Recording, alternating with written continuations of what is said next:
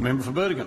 Thank you, Mr Deputy Speaker, and I rise to speak to the Mineral Water and Other Legislation Amendment Bill 2018, an omnibus bill which amends the following legislation: the Mineral Resources Act 1989, the Mineral and Energy Resources Common Provisions Act 2014, Petroleum and Gas Production and Safety Act 2004, Petroleum Act 1923, Geothermal Energy Act 2010, the Greenhouse Gas Storage Act 2009 and the Water Act 2000.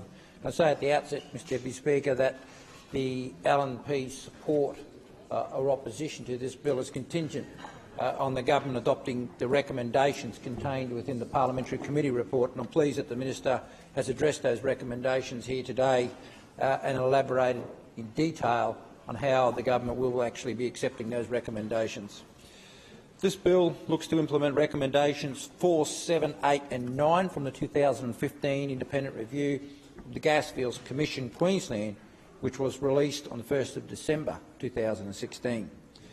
Mr Deputy Speaker, I think it's important that we understand the content of those recommendations and the potential impact the implementation of these recommendations will have. Recommendation 4, that for negotiations for a conduct and compensation agreement, the Petroleum and Gas Production and Safety Act should be amended to remove the option of a conference with an authorised officer to satisfy the ADR requirement prior to a party being able to apply to the Land Court. This recommendation does not apply to make good agreements. Recommendation 7, that the Petroleum and Gas Production and Safety Act and the Water Act be amended to provide that if the parties cannot agree on an ADR process or practitioner, the President of the Queensland Law Society or similar office can decide on the ADR process to be undertaken, apart from arbitration, by the parties depending on the nature of the dispute, and select an appropriate practitioner from the ADR panel.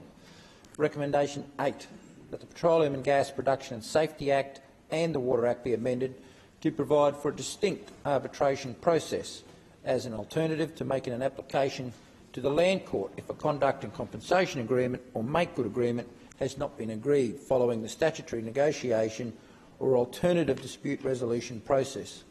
Consideration be given to the following rules being applied to an arbitration of this type. A. The arbitration option can be agreed to by the parties following statutory negotiation or alternative dispute resolution, or can be elected by the landholder within a statutory time period following ADR or by the Petroleum Authority holder following the expiry of the statutory time period. B. If either party elects to proceed to arbitration, then neither party can elect to take the matter to the Land Court. C. The holder cannot undertake advanced activities on the land without the agreement of the landholder until the arbitration is decided and the appeal period has expired. At this point, the holder can give an entry notice and, after 10 business days, undertake advanced activities under the Petroleum and Gas Production and Safety Act on the land. D. Evidence and submissions can be presented in person or in writing as determined by the arbitrator. E. Both parties are able to be legally represented if agreed or with the consent of the arbitrator. F. Cost of the arbitrator is shared between the landholder and the holder unless the parties have not been through an ADR process for which the holder paid the costs of the ADR practitioner, in which event the holder pays the costs of the arbitrator. G.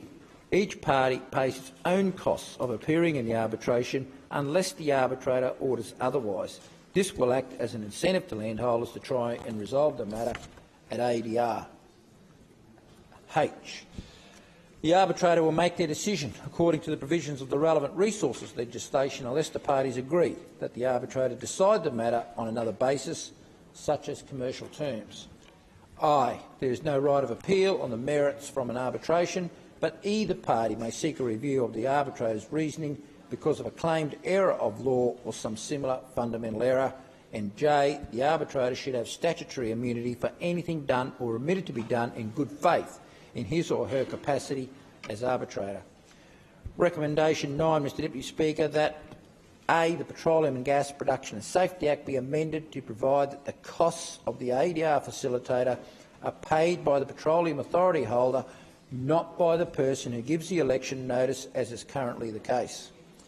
B. The Petroleum and Gas Production and Safety Act and the Water Act be amended to provide that a landholder's necessary and reasonable professional fees incurred in the negotiation of a conduct and compensation agreement or a make-good agreement be paid by the holder even in the event of a conduct and compensation agreement or a make-good agreement not being concluded between the parties. The liability for costs would commence from the giving of a negotiation notice by the holder or the day that a bore assessment is undertaken in the case of a make-good agreement. C. The class of professional fees that are the subject of compensation under the Petroleum and Gas Production and Safety Act and the Water Act be expanded to allow a landholder to retain an agronomist or other such technical expert to assist in evaluating the impact of the proposed CSG activities on the subject land. And D. Jurisdiction be given to the Land Court to determine the appropriate level of professional fees claimed by a landholder in the negotiation of a conduct and compensation agreement or make-good agreement. Most notably, the bill looks to implement changes to the statutory negotiation process for the negotiation of a conduct and compensation agreement and a make-good agreement between resource companies and landholders. Mr Deputy Speaker, the LNP understands that the future success of both the resource and agricultural sectors relies on their ability to harmoniously coexist. Mining and agriculture are the economic mainstays of rural and regional Queensland, and it is essential that both are able to prosper with minimal disruption to their respective operations. While there have been, from time to time, well-publicised examples of the sectors having coexistence issues, the vast majority of the time the two industries continue to operate harmoniously side by side. In fact, I recently toured the Santos and Senex gas fields at Roma with the member for Warrego, where we saw some great examples where gas companies are working collaboratively with landholders, where water is being used to irrigate cropping land and pasture and provide much-needed water for graziers, particularly during the current drought. In fact, Mr Deputy Speaker, many resource companies have gone to great lengths to be good neighbours by working with landholders to address issues of compensation.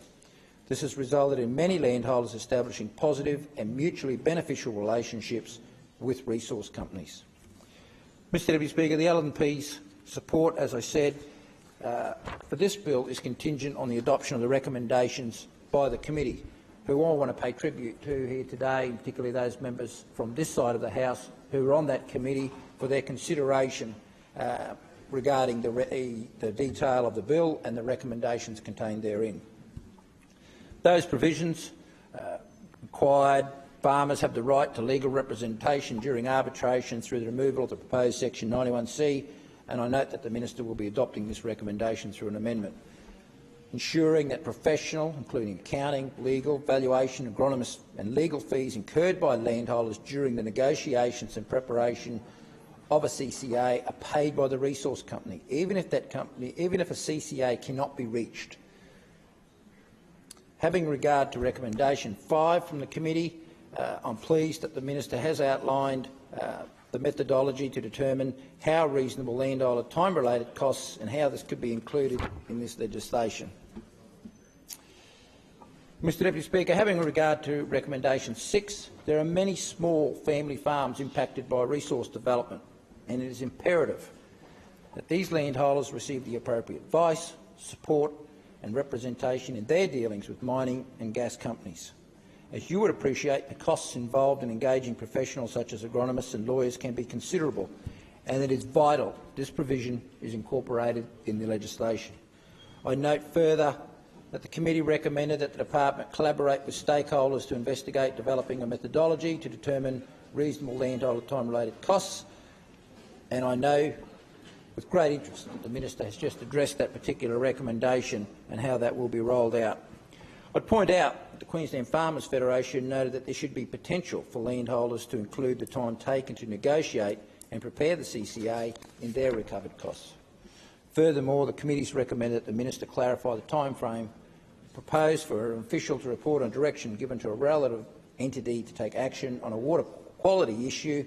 And once again, I note that the Minister has indicated a timeframe of 30 days, and I'll talk more on that particular issue later in my contribution.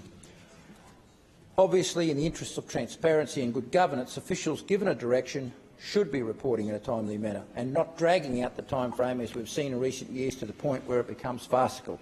If there is to be an inquiry or even an inquest, the provision of timely information and actions taken in response to a direction is imperative.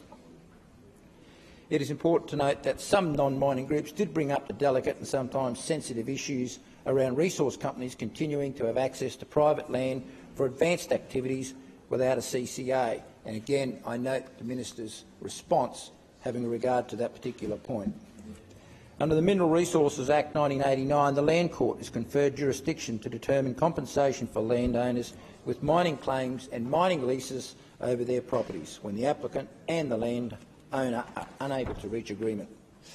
The vast majority of these matters are automatically referred by the Department as required by the Mineral Resources Act 1989 if the parties do not reach agreement by the end of the statutory negotiation period. I note the policy objective of the amendments is to prevent compensation matters being automatically referred to the Land Court by the Department. This would provide substantial time and cost savings which would no doubt be appreciated by both the resource company and landholders. Mr Deputy Speaker, I profess to having some concerns with the provision relating to the consideration of water-related effects of climate change on water resources. As we all know, there is a substantial body of literature, some of it very questionable, that currently exists around climate change and the impact it is having on our environment and resources such as water. And I ask, where will the Minister be sourcing this information, and how can the community have confidence that the information or data relied upon by the Minister is accurate, can be verified and is based on fact? I concur with the provisions relating to the protection of cultural values of water resources, having regard to the importance of water resources to Aboriginal peoples and Torres Strait Islanders. There's no question that these Aboriginal and Torres Strait Islander peoples have a wealth of knowledge about water and water-dependent ecosystems and should have input into the preparation of water plans. Mr Deputy Speaker, I've often spoken in this place about the strategic importance of water. In fact, I titled my maiden speech, "Just Add Water," in an acknowledgement of the importance of water in driving jobs growth and economic prosperity in this state. Water is a precious commodity. To me, it is more precious than gold. Without water, you have nothing. And there are plenty of examples around this state where communities or farmers have run out of water with devastating impacts. Many of our dams hold reserves of unallocated water, and it makes perfect sense to allow the temporary access to these reserves for other water users until the reserve is required for its intended purpose. Of course, strict parameters and guidelines, primarily around security and environmental flow objectives, will need to be built into this process, but it does not make sense to have water sitting unutilised in a dam when it could be used to grow crops or sustain a resource industry. I've recently highlighted the situation that currently exists with our dams and underutilisation of water during one of the worst droughts in Queensland's history. Of course, access to water is one thing. The price of water and pumping costs are a completely separate issue. Mr Deputy Speaker, the final provision relating to urgent actions for dealing with water quality issues is potentially the most important issue to be incorporated into this bill. We all know what happened when water released from Wivenhoe Dam during the 2011 floods caused widespread flooding throughout Brisbane.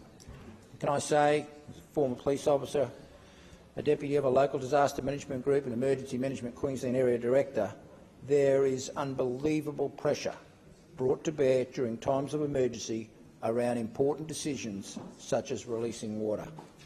The ramifications of these decisions, as we have seen, can have devastating consequences, and it is imperative that decision makers have the tools, the information and expertise available to make informed decisions that will withstand scrutiny in a court of law. I would certainly like to see strict protocols in place to ensure that the Minister or Chief Executive, in satisfying themselves that urgent action is required, are following agreed protocols and procedures that have been developed in consultation with all stakeholders and rely on sound technical and scientific evidence. In short, Mr Deputy Speaker, these decisions need to be made objectively by qualified people and not subjectively. I note the bill provides for a report to be prepared about the direction to outline the details of the water quality issue, the circumstances under which the urgent action was required, and any actions carried out or not out as a result of the direction. This report will be made publicly available to ensure transparency, as it should, surrounding the need for and outcomes of the Minister or chief executive using the direction power in those circumstances. Mr Deputy Speaker, whilst policy uncertainty has always been an issue for the resource sector, this bill is very broad, and I'm pleased today to hear the Minister address the recommendations and adopt the recommendations from the committee. And as a consequence, the LNP will not be opposing this bill. Thank you. Thank you, member. And I call the member for Bancroft.